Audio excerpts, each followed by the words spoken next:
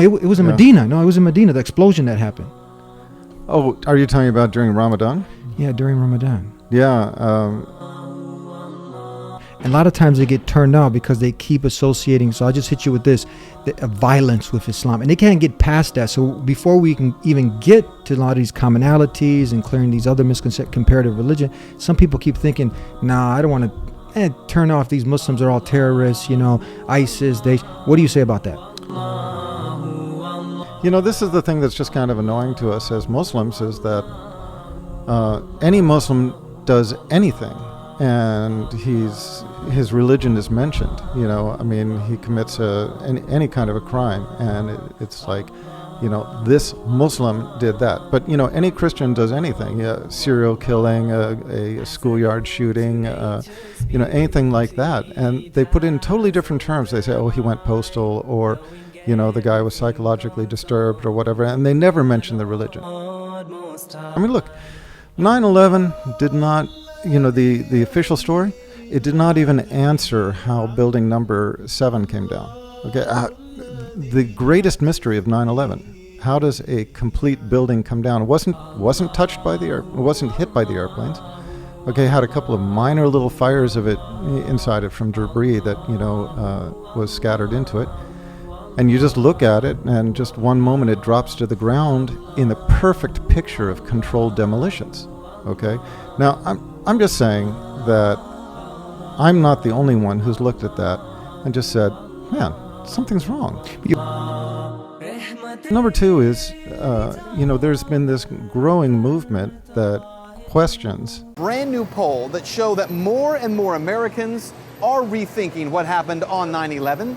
And increasingly, more people are saying they do not believe the government's version of events. Like when you hear the firemen, they say, floor by floor, instead of popping out. It was if they had detonated. If they were planned to take down a building. Boom, boom, boom, boom, boom, boom, boom. It does not have X sites, did not commit black flag operations, did not have, what is it called, extraordinary rendition, did not have the CIA with the box of dirty tricks overseas and so on and so forth. It's just a way of making you look bad or silencing you for having an open mind. They don't accept the family members. The family members. I'm a family member trying to find out the answers to the murder of 3,000 plus people. Please look at architects and engineers. People all around the world, scientists, all around the world are questioning this. Scientists, politicians, former presidential candidates. It took some kind of consciousness raising on my part before I was willing to look at the possibilities.